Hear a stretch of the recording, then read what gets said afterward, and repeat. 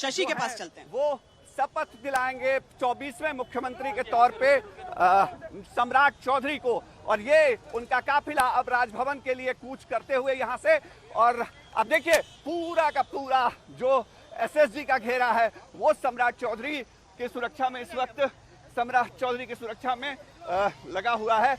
और अब ये रास्ता सीधे राजभवन की तरफ, लोक भवन की तरफ, और वहां से फिर शपथ की प्रक्रिया। 3 चेहरे, सम्राट चौधरी, इसके अलावा जो विजय कुमार चौधरी होंगे जेडीयू से डिप्टी सीएम, और विजेंद्र यादव, ये 3 चेहरे ही आज शपथ लेंगे। तो जाहिर तौर पे ये सबसे बड़ा अपडेट इस वक्त बिहार की सियासत और भारतीय जनता पार्टी के बिहार के संगठन के लिहाज से। श्वेता, पहुंचने वाले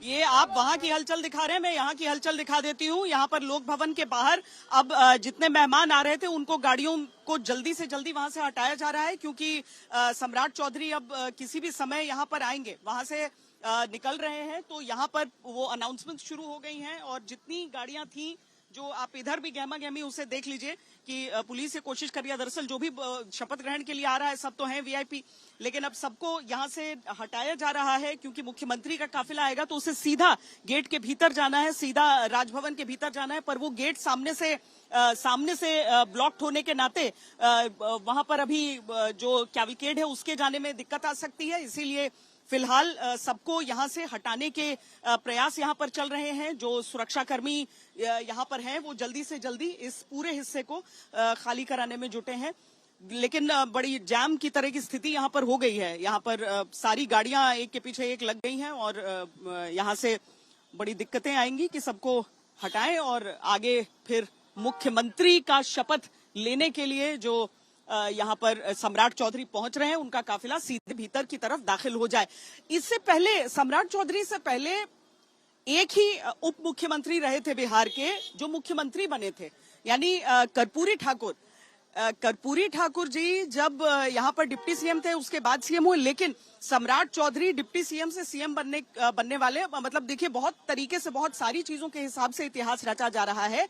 तो ये इतिहास इस रूप में भी है कि यहाँ पर जो डिप्टी से लेकर अब सीएम का सफर तय करेंगे, वो भी अपने आप में एक इतिहास ही यहाँ पर रचा जाएगा। लेकिन जिस तरीके से यहाँ पर गाड़ियों की भी बहुत अभी अफरा तफरी सी यहाँ पर स्थिति हो गई है, लेकिन जिस तरीके से सुजीत जी अगर आप जुड़े हुए हैं हमारे साथ, जब हम सम्राट चौधरी के आगे की चुनौतियों की बात करते हैं, बिहार के लिए उनके काम की बात करते हैं, तो दरअसल उनकी वो पृष्ठभूमि भी एक बहुत बड़ा कारण है जिसकी वजह से वो निशाने पर अपने विरोधियों के सबसे अधिक आते हैं। एक युवा चेहरा है, हालांकि 57 वर्ष की आयु है, लेकिन उनके काम करने का अंदाज बड़ा यंग है। उनके बोलने की शैली बहुत ठसक से भरी हुई है, और जो उनकी पार्टी, अलग अलग पार्टियों से यहां तक का सफर आरजेडी से होते हुए जेडीयू बीजेपी का सफर रहा है, इस कारण भी वो निशाने पर बहुत ज्यादा आए हैं अपने विरोधियों के।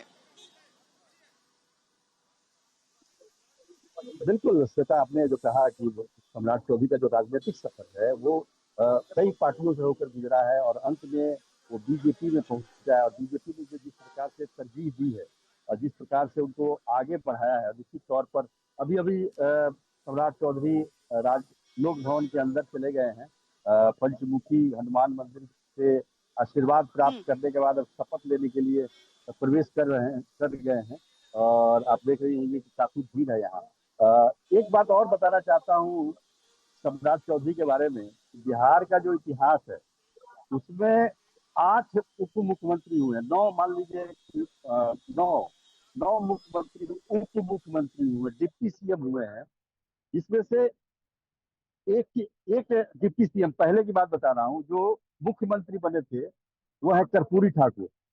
67-68 में कर्पूरी ठाकुर डिप्टी सीएम थे, बाद में 77 में वो मुख्यमंत्री बने, और उसी प्रकार सम्राट चौधरी डिप्टी सीएम रहते हुए मुख्यमंत्री की कुर्सी तक पहुंचे हैं। तो कहने का मतलब कि 8 डिप्टी सीएम में ये दूसरे ऐसे डिप्टी सीएम हैं जिनको बिहार में मुख्यमंत्री बनने का मौका मिला है। ये इतिहास की बात मैं आपको बता रहा हूँ। तो ये समझिए कि कितनी बड़ी बात है कि आप कर्पूरी ठाकुर जिस काम को कर गए उस काम को सम्राट चौधरी कर रहे हैं। निश्चित तौर पर एक बड़ी चुनौती है सम्राट चौधरी के लिए।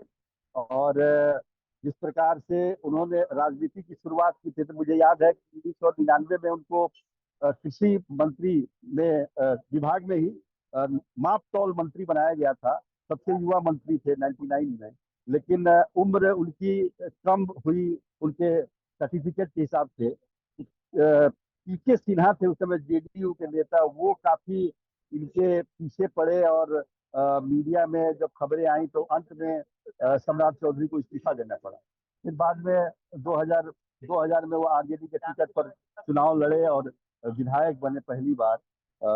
उसके बाद 2010 में आरजेडी के टिकट पर विधायक बने।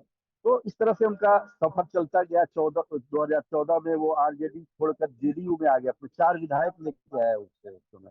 और उसके बाद वो हम पार्टी में चले गए, फिर हम से फिर बीजेपी में उनका सफर आया की शुरुआत हुई 2018 में। और 2020 के बाद जिस प्रकार से उनको उनका राजनीतिक सफर बढ़ता चला गया, विधान परिषद के सदस्य बने बीजेपी के टिकट पर। उसके बाद परिषद में विपक्ष के नेता बने जब महागठबंधन की सरकार में चले गए थे नीतीश कुमार। और उसी समय उन्होंने मुरेठा माना था, जिसके बारे में चर्चा आप लोग लगातार कर रहे हैं कि उनको हटाकर ही हम अपना मुरेठा खोलेंगे।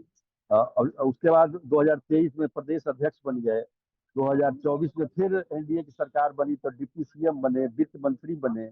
और उसके बाद फिर 2025 के चुनाव में डिप्टी सीएम बन के गृह मंत्री बने। गृह मंत्री जो कि हमेशा से नीतीश कुमार के साथ ही रहा, उस गृह मंत्रालय को अपने उसमें उन्होंने लिया। और अब देखिए, अब मुख्यमंत्री हो गया, अब तो सब कुछ उनका उनके अंदर ही है। जो कोई भी काम होगा बिहार में, तो बिना मुख्यमंत्री के अनुमोदन के कुछ हो नहीं सकता है। तो निश्चित तौर पर जितना जल्दी उन्होंने अपने सफलता की सीढ़ी चढ़ी है, उस हिसाब से देखा जाए तो उनको काफी संयमित होकर और सारे जो एलआई हैं, जो भी सहयोगी दल हैं, उनको साथ लेकर चलने की जरूरत है। क्योंकि 55 महीने अभी सरकार के कार्यकाल के बचे हुए हैं। 5 महीने तो गुजर गए, नीतीश कुमार 5 महीने मुख्यमंत्री रहे इस काल में 2025 से 30 के बीच में। लेकिन 55 महीने अभी भी बचे हुए हैं। 55 महीने बहुत होते हैं। और निश्चित तौर पर जो जिम्मेदारी मिली है, मैंने देखा है सम्राट चौधरी को कोई भी काम बड़ी शिद्दत से करते हैं और काफी सोच समझ के करते हैं। उनकी भाषा के बारे में आप तो जो कह लीजिए, जो भी उनका जिस तरीके का जो बोलते हैं, उनका भले ही अंदाज आप कह सकते हैं कि आरजेडी की तरफ जैसा कि लोग बताते हैं, लेकिन उनकी काम करने की शैली में बहुत बदलाव आया है, खासतौर पर पिछले 2 सालों में। जिस अनुशासित तरीके से नीतीश कुमार के साथ उन्होंने ताल में ताल मिलाकर, कंधे से कंधा मिलाकर काम किया। और मुझे लगता है कि कोई भी ऐसा कार्यक्रम नहीं था नीतीश कुमार का, बहुत ऐसे चंद होंगे जिसमें सम्राट चौधरी नजर नहीं आते होंगे। हर एक कार्यक्रम में सम्राट चौधरी नजर आते थे। और उनसे मतलब उन्होंने कहा भी कि हमने काफी कुछ सीखा है उनसे, मुख्यमंत्री से। हालांकि मुख्यमंत्री ने बहुत लोगों को सिखाया, तेजस्वी यादव को भी सिखाया, वो भी डिप्टी सीएम थे। लेकिन सम्राट चौधरी को मौका मिला है